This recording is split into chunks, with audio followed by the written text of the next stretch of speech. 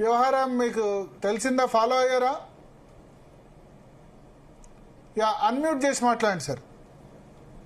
నాకు చిన్న బిట్స్ లాగా వచ్చాయి, అక్కడ దాకా చూశాను. ఇప్పుడు ఇది గాంధీ సాక్షిగా జరిగింది కాబట్టి మొట్టమొదట రాహుల్ గాంధీ, సోనియా గాంధీ గారు, రేవంత్ రెడ్డి గారి దగ్గర నుంచి దీని మీద స్పందించాలి. మీ స్టాండ్ గాంధీ భవన్ లో ఇదేనా, ఇంతకంటే వేరే ఏమైనా ఉందా? ఇది మీ స్టాండ్ అయితే స్పష్టం చేయండి. లేదా ఆ మాట్లాడినటువంటి అతన్ని ఖచ్చితంగా మీ స్టాండ్ కాకపోతే ఇమీడియట్ గా అతను ఉన్నటువంటి పదవుల్లో నుంచి బర్తరఫ్ చేసి కాంగ్రెస్ పార్టీ నుంచి ఉద్వాసన అనేటటువంటిది ఖచ్చితంగా చేసి తీరాల్సినటువంటిదే.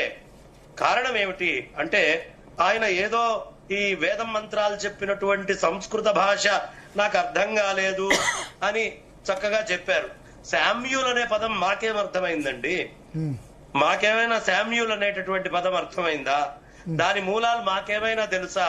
పోని వాళ్ళ దాంట్లోనే ఉన్న అందరినీ అడగండి, శామ్యూల్ అంటే అంత అర్థం ఎంతమందికి అయిందో. అనవసరంగా వేదాన్ని తీసుకొచ్చి మీరు ఏదో తీసుకొని వచ్చి మనసులో పెట్టుకొని విద్వేషాలని చిందిస్తూ ఈ విధంగా మాట్లాడటం అనేది చాలా దుర్మార్గమైన విషయం. ఇది మామూలు వేదిక మీద నుంచి మాట్లాడలేదు. ఎంటైర్ కాంగ్రెస్ పార్టీ రిప్రజెంట్ చేసేటటువంటి పెద్ద పెద్ద వాళ్ళందరూ కూర్చున్నటువంటి దాని నుంచి, పిసిసి నుంచి అక్కడ చాలా మంది హాజరయ్యి ఉన్నారు. అలాంటి హాజరైనటువంటి దీంట్లో జరిగింది కాబట్టి entire PCC is responsible for this. దీనికి ఆన్సర్ చేయాల్సినటువంటి ఎట్టి పరిస్థితుల్లోనూ సమాధానం చెప్పి తీరాలి.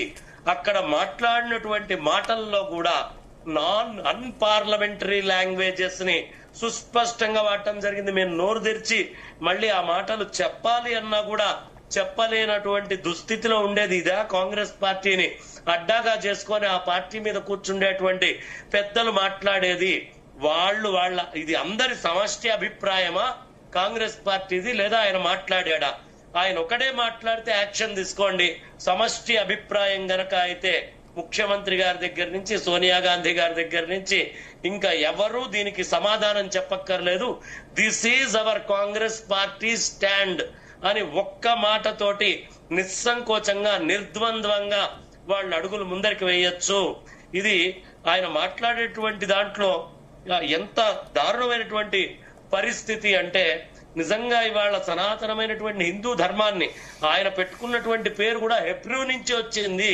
హెబ్రూ నుంచి వచ్చినటువంటి పేరు నువ్వు పెట్టుకొని ఈ భారతదేశంలో తిరిగితే ప్రపంచంలో అనేక భాషలకి మూలమైనటువంటి నా సంస్కృత భాషని అవమానిస్తున్నట్టు. ఇది సంస్కృత భాషని అవమానించడం అనేది కాంగ్రెస్ పార్టీ యొక్క స్టాండా? ఇది కూడా వాళ్ళు తెలియపరచాల్సినటువంటి అవసరం ఉంది. ఇది మొత్తం కాంగ్రెస్ పార్టీ మీదే వస్తున్నటువంటి ఇది. ఇక్కడ ఆయుఃకీర్తిం ప్రజాం, బ్రహ్మతత్వాన్ని తెలుసుకుంటారు అనే విషయాన్ని, బ్రహ్మత్వాన్ని చెప్తున్నటువంటిది, అమృత స్వరూపమైనటువంటి దాన్ని చెప్పాడు. ఒకసారి అర్థం చెప్తారా సార్? ఒకసారి అర్థం చెప్తారా? విషయాలన్నింటినీ తీసుకొని వచ్చి ఇది ఎవరు చేస్తారో, ఈ బ్రహ్మతత్వాన్ని తెలుసుకుంటారో వాళ్ళకి పేరు, కీర్తి, అదే విధంగా సంతానం ఇత్యాదులన్నీ అభివృద్ధులు జరగాలని అక్కడ చెప్తుంటే, సంస్కృత భాష యొక్క అర్థము తెలియక, హెబ్రూ భాష నాకొచ్చా? హెబ్రూ భాష ఈ భారత గడ్డ మీద పుట్టినటువంటిది కాదే. సంస్కృత భాష ఇవాళ మనం మాట్లాడేటువంటి తెలుగుకి, అనేక భాషలకి మూలమైనటువంటి భాషే. అసలు సంస్కృత భాషనే అవమానిస్తున్నటువంటి స్థితి ఇది. కేవలం అతనికి శామ్యూల్ కి సంబంధించిన కాంగ్రెస్ పార్టీ మొత్తం యొక్క స్టాండా? ఇది కూడా వాళ్ళు తెలియపరచాల్సినటువంటి అవసరం ఈ రోజు ఎంతైనా ఉంది. కాబట్టి నా అశ్లీలం కీర్తయే, అశ్లీలం మాట్లాడకూడదు అని మంత్రాలు చదువుతున్నటువంటి ఆ వేద పండితుల ముందు ఇవాళ నేను చేసేటటువంటి అపీల్ ఒకటే, కాంగ్రెస్ పార్టీ సుస్పష్టంగా వాళ్ళ స్టాండ్ ఈ విషయంలో తెలియపరిచేదాకా దయ ఉంచి వేద పండితులు ఎవరు కూడా వేదాన్ని లేదు, ఈ వేదాన్ని నమ్మి ఉపనయనాలు చేసుకొని, ఈ వేదాన్ని నమ్ముకొని చక్కగా పెళ్లిళ్లు చేసుకుంటూ, ఈ వేదాన్ని నమ్ముకొని నామకరణాలు, బారసాలలు, గుళ్ళకి వెళ్లి పూజలు చేసుకుంటూ గుళ్ళల్లో చేసుకుండే ఏ ఒక్కళ్ళు కూడా దయ ఉంచి ఇది స్టాండ్ కరెక్ట్ కాంగ్రెస్ పార్టీ చెప్పేదాకా పార్టీని వేదాన్ని ఆశ్రయించిన వాళ్ళు ఎవరు కూడా ఆదరించద్దు పిలుపిచ్చేటటువంటి స్థాయిలో ఇవాళ విద్వేషభరితమైనటువంటి ఈ మాటలు ఉన్నాయి. ఉన్నటువంటి పేర్లు మీరు రేవంత్ గారనండి, లేదు రాహుల్ గారనండి, ఇవన్నీ ఆ సంస్కృతం నుంచి వచ్చినటువంటి పదాలే, ఆ సంస్కృతం నుంచి వచ్చిన పదాలు. అది ఎవరక్కడ తీసుకుంటోంది? కవ్వంపల్లి సత్యనారాయణ. ఎవరండి అది? అది సంస్కృతం నుంచి వచ్చిన పేరు కాదా? అలా సంస్కృతాన్ని వాడుకుంటూ ఆ పేర్లతో ఉండి అక్కడ ఉన్నటువంటి వాళ్ళందరూ కూడా ఆ వేదిక మీద కూర్చొని ఆ భాషని, ఆ విధానాన్ని అత్యంత దారుణమైనటువంటి మాటలతో అవమానిస్తూ ఉంటే ఇది కాంగ్రెస్ పార్టీ స్టాండ్ అవునా కాదా? బికాస్ ఇది పిసిసి గాంధీ భవన్ దగ్గర జరుగుతున్నటువంటి అంశము. వాళ్ళకి చాలా బాధ్యత ఉంది. ఏదైనా ఒక వ్యక్తి ఇక్కడ సమాజంలో మాట్లాడేటప్పుడు బాధ్యతాయుతమైనటువంటి మాటలు మాట్లాడాలి గాని బాధ్యతని మర్చిపోయి కోల్పోయి ఇష్టం వచ్చినట్టుగా మాట్లాడకూడదు. ఒకటి, భాషని అవమానించారు. రెండు, అనేక మంది భావాలని అవమానిస్తున్నారు. ఇది మొత్తం పార్టీదా లేకపోతే వ్యక్తులదా తెలుసుకొని దీని మీద ముందర అడుగులు వేస్తే చాలా బాగుంటుంది.